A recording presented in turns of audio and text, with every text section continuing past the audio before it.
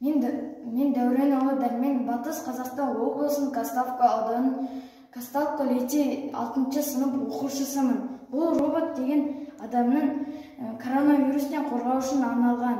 Мекеме жерлерде, кіреберіс жерде бұл роботтар адам денсаулығын қарап, оны өткізіп жібереді.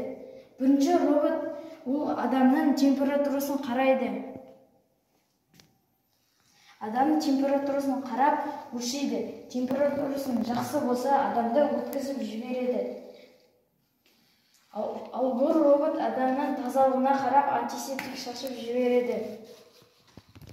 Ал бұл робот деген адамның тазалығына қарап маска береді. Масканы ол адамға тазалық үшін, ауырмау үшін береді.